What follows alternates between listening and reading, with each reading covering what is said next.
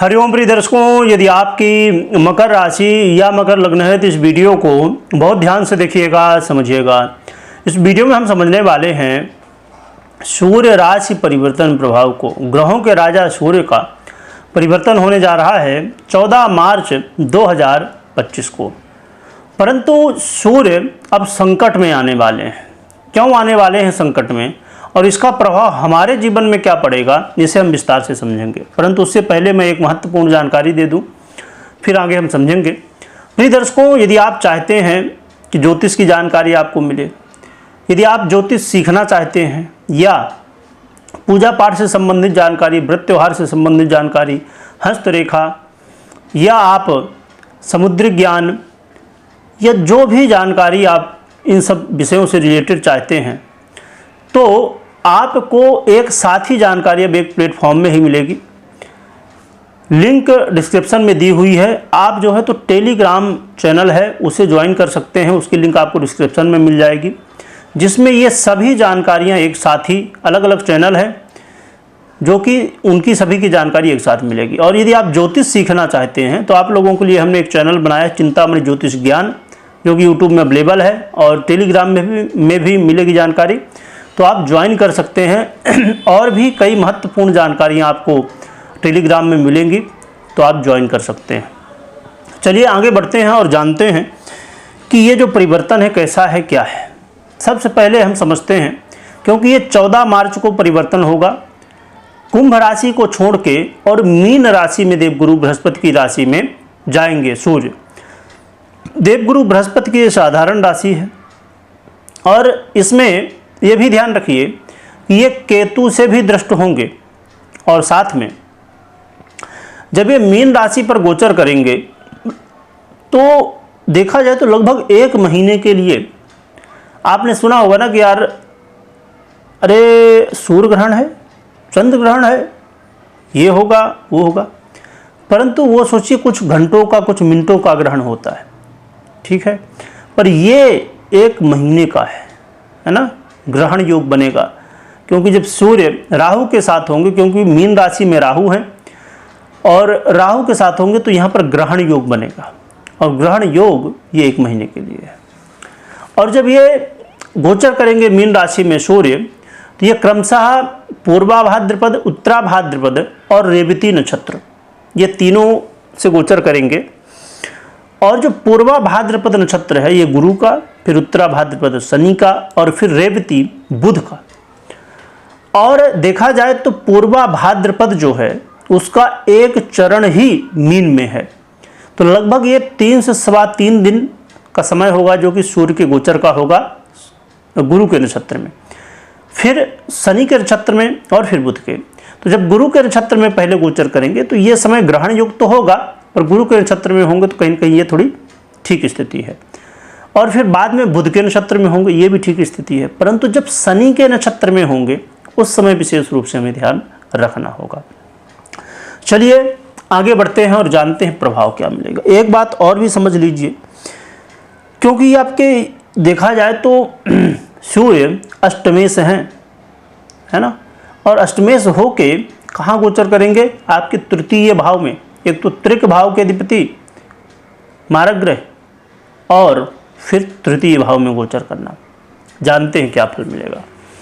प्रिय दर्शकों, ये जो समय है ना, आपका मन कई बार तंत्र मंत्र साधना इन सब चीज़ों में जाएगा और ये चीज़ों से आपको इस समय बहुत सावधान रहना है। वैसे भी तंत्र मंत्र आदि की जो, तो जब हम आराधना करें इसमें तो गुरु की सानिध्यता बहुत जरूरी है।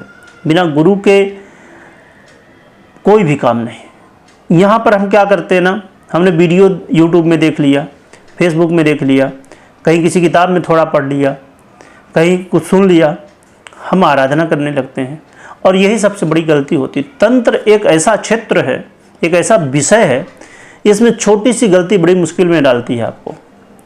और बिना गुरु के कुछ भी मत करिए। इसमें गुरु से ज्ञान लीजिए, आज्ञा लीजिए, जानिए, समझिए, फिर आगे बढ़िए। जैसे आपने सुना होगा ना कि शेयर मार्केट में गलत स्टॉक आपने चुन लिया या कोई भी बहुत सारे इसके नियम कानून, बहुत सारी चीज़ें होती हैं। तो यदि शेयर मार्केट में एक भी गलती आपने कर दी, लो भैया सीताराम। इस तरह तंत्र मंत्र है, इसमें एक गलती बड़ी मुश्किल डाल देती है। तो इस समय इन सब चक्करों में नहीं पड़ना है, बहुत सावधानी रखिएगा। इसके अलावा इस समय गुप्त धन प्राप्ति के भी इस समय योग संयोग बनेंगे, गुप्त धन प्राप्ति के मौके मिलेंगे आपको।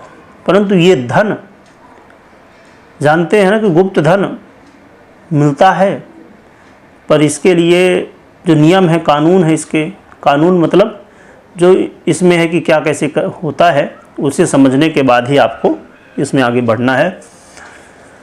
और ये भी देखने को मिलने वाला है कि आप जब यात्रा कर रहे होंगे तो यात्रा में सावधानी बरतिए, क्योंकि यात्रा में कई बार चोट चपेट लगने की स्थिति देखने को मिलेगी।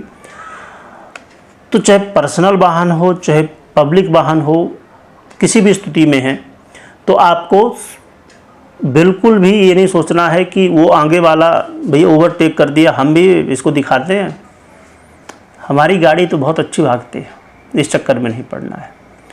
ओवरटेक नहीं करना है किसी को, शांति से चलना है। क्योंकि ज़रा सोचिए कि जब कई बार देखने को दृश्य मिलता है तो कैसी स्थिति मन में आती है।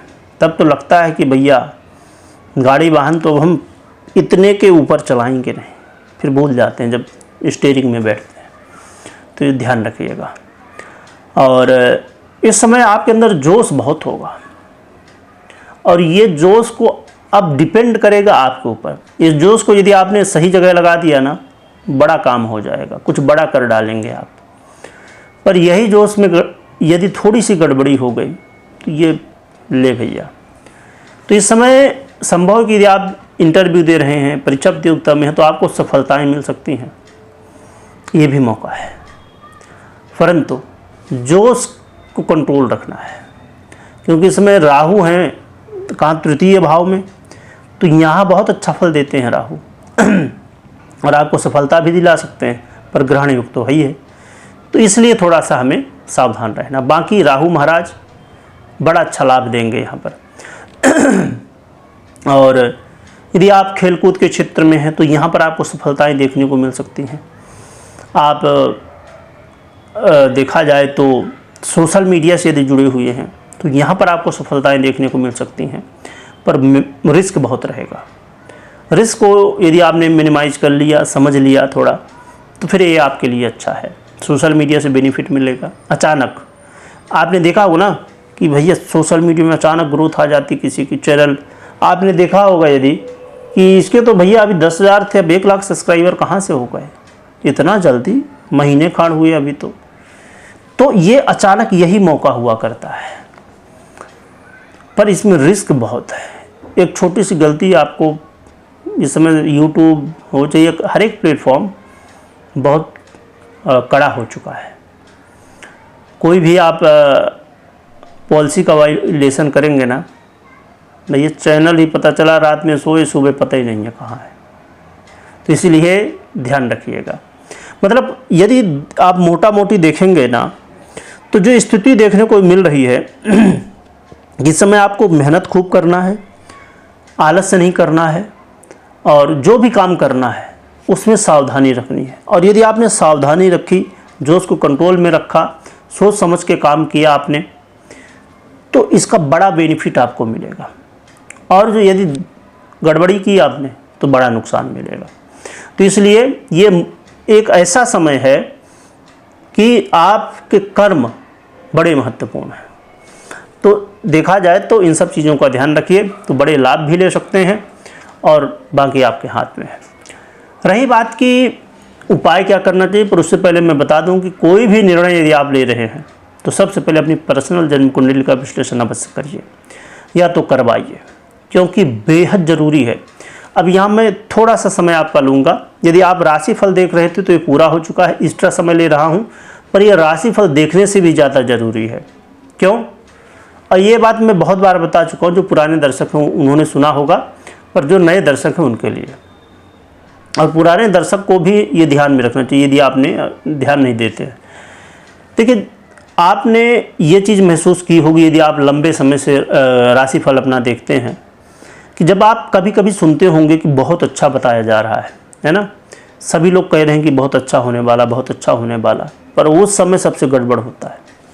और जब बताया जाता है कि बहुत बुरा है तो उस समय सबसे अच्छा हो जाता है। तो ये क्यों हो जाता है?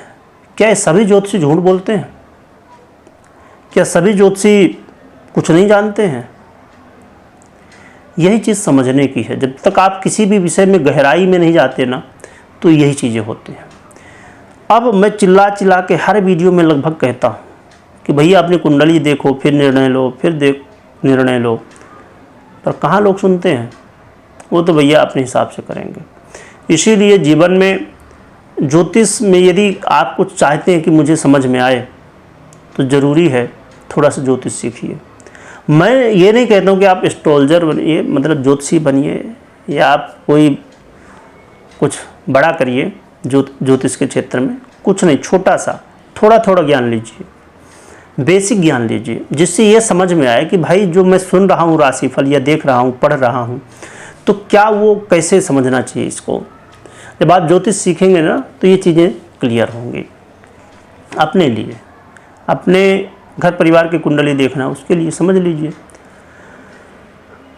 और रही बात की, जैसे मैं कहता हूँ कुंडली विश्लेषण करवाओ, तो ये हर व्यक्ति के लिए थोड़ी संभव है। और देखा जाए यदि आप समझेंगे कि 2-5 दिन में तो कोई ना कोई ग्रह बदलता ही रहता है। अब इसी चैनल में देखेंगे तो वीडियो आती रहती हैं, तो क्या रोज़ विश्लेषण नहीं है? पर इसीलिए खुद समझना चाहिए। चलिए जानते हैं उपाय। तो उपाय की बात करें तो यहाँ उपाय में सबसे ज़रूरी पहला उपाय ये है कि स्वयं भगवान सूर्य की आराधना करिए, अर्घ्य दीजिए, मंत्र आदि का जप करिए। इसके साथ में हनुमान जी की आराधना आप कर ही रहे होंगे, नहीं कर रहे हैं तो करिए। हनुमान जी की खूब आराधना करिए। और इस समय यदि आपके पास समय रहे तो आप मेडिटेशन करिए। मेडिटेशन इस समय बहुत ज़रूरी है आपके लिए। मेडिटेशन यदि ना समझ में आए तो सीधा सीधा आप बैठ जाइए, ध्यान करिए। ध्यान तो समझते होंगे, तो ध्यान कर सकते हैं। तो ध्यान करेंगे तो भी, और चाहे मेडिटेशन करें, सब एक ही चीज़ें हैं। थोड़ा डिफरेंस होता है मेडिटेशन ध्यान में, पर फिर भी जो भी कर पाएँ आप, तो ये आप करिए, इससे आपको सहयोग मिलेगा। वीडियो देखने के लिए बहुत बहुत धन्यवाद।